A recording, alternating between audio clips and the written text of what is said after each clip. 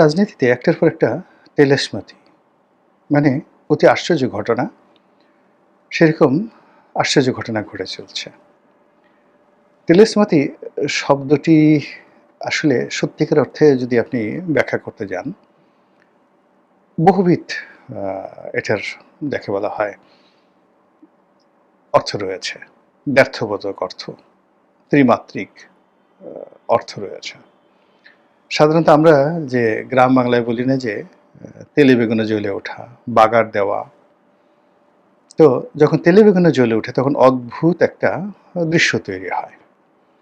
আ আপনি তেলের মধ্যে একেবারে ফুটন্ত তেলের মধ্যে বেগুন ছুঁয়ে দিলেন। তো দেখবেন যে সেই বেগুন ছেড়ে দেওয়ার সঙ্গে, সঙ্গে সেখানে আগুন ধরে যাবে।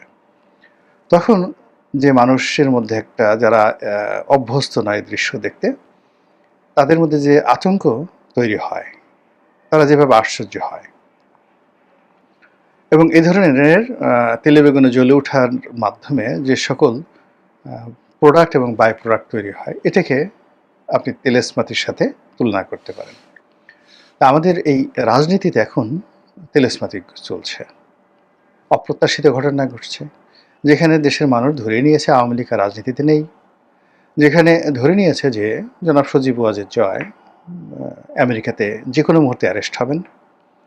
এর কারণ হলো যে ডিপ স্টেট পলিসি, সেই ডিপ স্টেট পলিসির অধীন আওয়ামী লীগের পতন হয়েছে।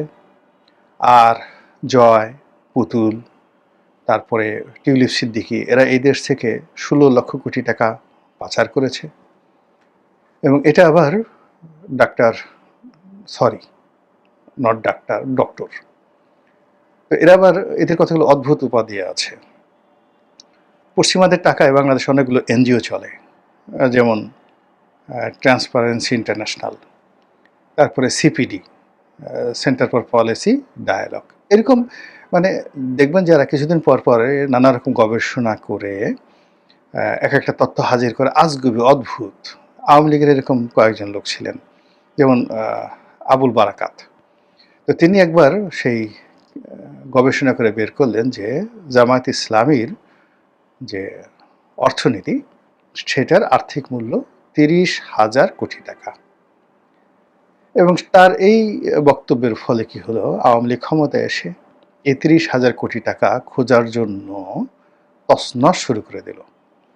৩০,০০০ কোটি টাকা তো দূরের কথা, ৩০০ কোটি টাকাও খুঁজে পাওয়া গেল না। কিন্তু বিনিময়ে জামাতের যে ছোট, ছোট এন্টারপ্রাইজ ছিল, দোকানপাট, ব্যবসা-বাণিজ্য সবকিছু তছনছ করে দিল এই ৩০,০০০ কোটি টাকার খোঁজে। ইসলামী ব্যাংক এস আলমকে দ্বারা দখল করানো হলো। ইসলামী ব্যাংক হাসপাতাল থেকে শুরু করে ইবনে সিনা সবকিছু দখল করা হলো, কিন্তু ৩০,০০০ কোটি টাকা পাওয়া গেল না। এগুলো ফাজলামো রীতিমতো। এখন আবার এই যে দেবপ্রিয় ভট্টাচার্য, এই ভট্টাচার্যর সাথে বর্তমানে আবার এখন ডক্টর মোহাম্মদ ইউনূসের সম্পর্ক ভালো না, কিন্তু প্রথম দিকে ডক্টর মোহাম্মদ ইউনূসের সম্পর্ক ভালো ছিল। তিনি একটা কমিশন করেছিলেন যেটার প্রধান ছিল দেবপ্রিয় ভট্টাচার্য এবং তিনি গবেষণা করে বললেন যে এই ১৬ লক্ষ কোটি টাকা বা এই পরিমাণ টাকা বিদেশ থেকে পাচার হয়েছে। ফাজলামোর একটা সীমা আছে, মানে যেটা বলার মতো। তো এই ১৬ লক্ষ কোটি টাকা পাচার করা হয়েছে। আর এই গবেষণা করতে দেবপ্রিয় ভট্টাচার্যের প্রতিষ্ঠানকে ডক্টর মোহাম্মদ ইউনূস সরকার কত টাকা দিয়েছে, এটা এখন গবেষণা করে বের করতে হবে। তখন আপনি বুঝতে পারবেন যে কত ধানে কত চাল। তো এরা অদ্ভুত, অদ্ভুত। এদের দেখলে মনে হয় দেশপ্রেমিক, দেখলে মনে হয় বিবেক আছে, বুদ্ধি আছে, আভিজাত্য আছে। কিন্তু এরা যে কি করে, মানে বিভিন্ন যে সকল মানে তারা যাদের পারপাস সার্ভ করতে যায় তাদের জন্য তারা সবকিছু করতে পারে। আর এরা নিজেদের জন্য অনেক উপাধি। যেমন আমি যদি বলি, আমি গোলাম মাওলা রনি, পীরজাদা গোলাম মাওলা রনি, আমি মহারাজা গোলাম মাওলা রনি, আমি সম্রাট গোলাম মাওলা রনি। আপনার মেজাজটা কেমন হবে? মনে হবে না গালের ফোঁটা চড় বসায় দিই? আমি মহারাজা গোলাম মাওলা রনি বলছি, আমি সম্রাট গোলাম মাওলা রনি বলছি। এরকম। তো এই যে বাংলাদেশের যে তথাকথিত এনজিওগুলো, তারা নিজেদেরকে বিশেষায়িত করার জন্য, যেমন বিদেশ থেকে একজনে ডিগ্রি নিয়ে আসছে, তাকে এখন স্যার ডাকতে হবে, স্যার অমুক। এর কারণ হলো তাকে উপাধি দিচ্ছে ব্রিটেনের কোনো একটা প্রতিষ্ঠান, এখন থেকে তাকে স্যার ডাকতে হবে। এনজিওর মালিক স্যার ফজল হাসান আবেদ, জাস্ট একটা উদাহরণ দিলাম, ব্র্যাকের মালিক, তাকে স্যার ডাকতে হবে। আর এই যে দেবপ্রিয় ভট্টাচার্য, এদের উপাধি হলো সিপিডি, মানে নিজের প্রতিষ্ঠান, সেই নিজের প্রতিষ্ঠানে তিনি আবার সম্মানিত ফেলো। তার উপাধি হলো সিপিডির সম্মানিত ফেলো ডক্টর দেবপ্রিয় ভট্টাচার্য। আচ্ছা বলেন তোরে সম্মানটা দিল কে, তাকে সম্মানটা কে দিল? তো এরকম মানে তাদের সেই রিপোর্টের কারণে, সিপিডি সেই রিপোর্টের কারণে, যেখানে আওয়ামী লীগের জীবনী টানাটানি, যেখানে টাকা যদি পাচার করা হয় 16 লক্ষ কোটি টাকা, এটা আমেরিকা খুঁজে বের করবে, জয়কে পিটমোড়া করে বাঁধবে। মানে সাধারণত আমেরিকাতে যখন অ্যারেস্ট আপনি দেখেন, কাউকে যখন ধরা হয় তাকে উবুর করে শোয়ানো হয়, হাত দুটোকে নিয়ে তারপরে হ্যান্ডকাপ পিছনে ফেলা হয়। তো অনেকের মানে মানে হাঁটু ঠিক সে গলার উপরে হাঁটুদের চাপ দেওয়া হয়। তো যেভাবে দেবপ্রিয় ভট্টাচার্যরা সেই বাংলাদেশ থেকে টাকা পাচারের কাহিনী বানিয়েছেন, রিপোর্ট তৈরি করেছেন, সেক্ষেত্রে আসলে জয়কে, সজীব জয়কে আমেরিকার FBI, আমেরিকান পুলিশ বা তিনি যে শহরে থাকেন সেই শহরের মেয়র, তারা যারা আছেন, ইমিডিয়েটলি একদম রেড অ্যালার্ট জারি করে তাকে গ্রেপ্তার করবে এবং এখন তাকে ক্রস ফায়ারে দিয়ে ফেলবে বা তাকে মেরে ফেলবে। এরকম যখন অবস্থা, তখন যদি দেখা যায় যে দেবপ্রিয়, ডক্টর মোহাম্মদ ইউনূস, অন্যান্য যারা লোকজন আছে, তাদেরকে যে সকল পত্রপত্রিকা নিয়ে অ্যাঙ্গেল দিয়েও পোছে না, তারা সজীব জয়ের পিছে ঘুরতেছে তার একটা সাক্ষাৎকার প্রচারের জন্য।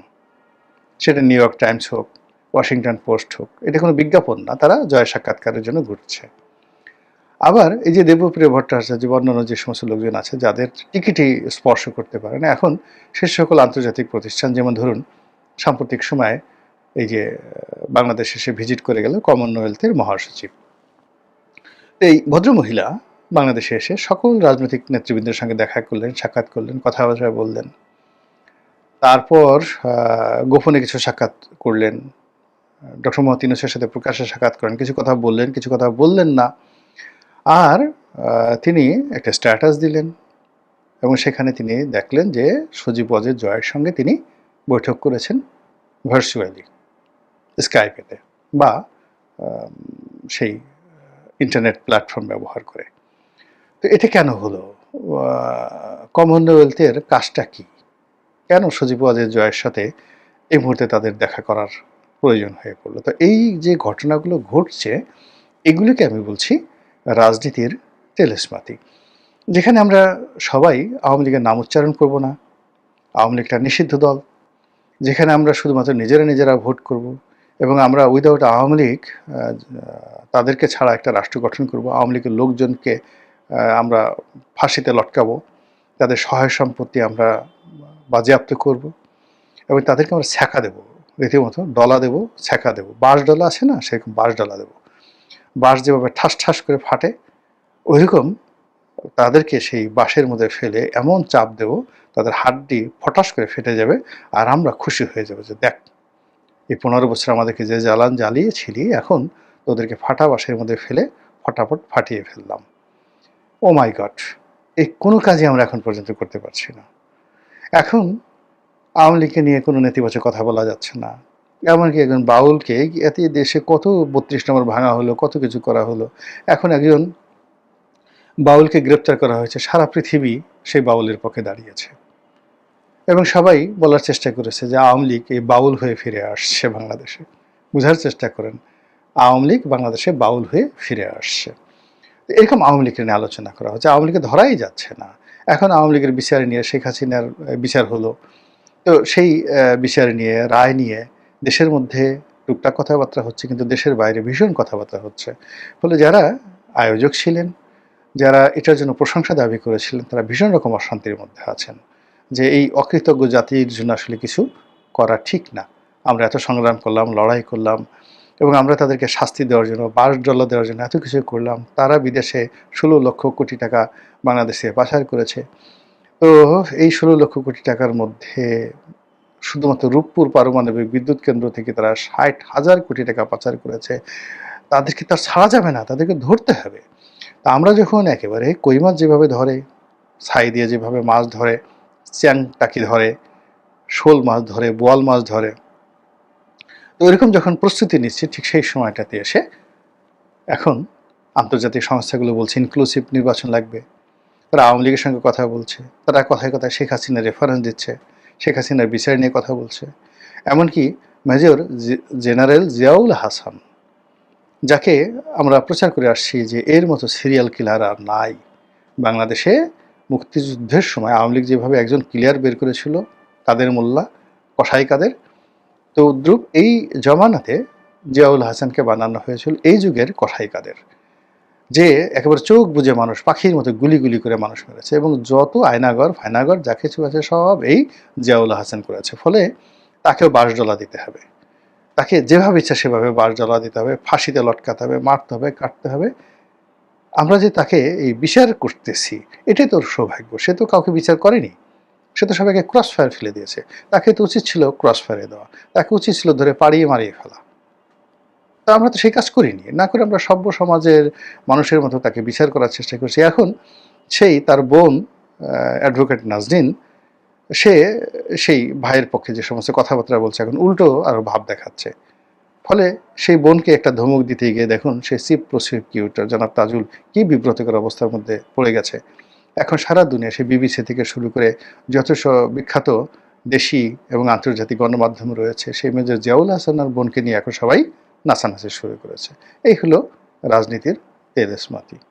তো যেটা বলছিলাম যে এখন কমনওয়েলথের মতো অত্যন্ত গুরুত্বপূর্ণ একটি প্রতিষ্ঠান আমাদের দেশের জন্য, আমাদের এশিয়ার জন্য, আমাদের রাজনীতির জন্য, এমনকি আমাদের অর্থনীতির জন্য। তো সেই প্রতিষ্ঠানের যিনি মহাসচিব তিনি কেন জয়ের সঙ্গে বৈঠক করবেন? তিনি কেন একটি ইনক্লুসিভ নির্বাচনের কথা বলবেন? তিনি কেন আওয়ামী লীগকে নির্বাচনে অন্তর্ভুক্ত করার ব্যাপারে পরামর্শ দেবেন? এই জিনিসগুলো ঘটে যাচ্ছে, একটার পর একটা তেলেস্মাতি ঘটে যাচ্ছে। ফলে কি হলো যে নির্বাচনের রোড ম্যাপ কিংবা ক্ষমতার মসনদে থাকার বা ক্ষমতায় মসনদে যাওয়ার যে সুখ স্বপ্ন যারা দেখে চলেছেন, সম্ভবত সেই স্বপ্ন ধীরে ধীরে ধীরে ধীরে ধূসর হয়ে যাচ্ছে, সেই স্বপ্ন ধীরে ধীরে ফিকে হয়ে যাচ্ছে। এবং এই স্বপ্নের পরিণতি, ফিকে হওয়ার পরিণতি এত দ্রুত পাল্টাচ্ছে, অনেকটা তেলে বেগুনে জ্বলে ওঠার মতো, অনেকটা তেলেস্মাতির মতো। এভরিডে, এভরি মোমেন্ট নতুন নতুন খবর, নতুন নতুন তথ্য, নতুন নতুন উপাত্ত, নতুন নতুন হুমকি, নতুন নতুন ধামকি, নতুন নতুন সুসংবাদ, নতুন নতুন দুঃসংবাদ, নতুন নতুন প্রতারণা এবং নিত্য নতুন বেদনা, অনাহত বেদনা। এগুলো আমরা যারা আছি জনগণ থেকে শুরু করে রাষ্ট্র পরিচালনায় নিযুক্ত ব্যক্তিবর্গ এবং রাজনৈতিক নেতৃবৃন্দ সবাইকে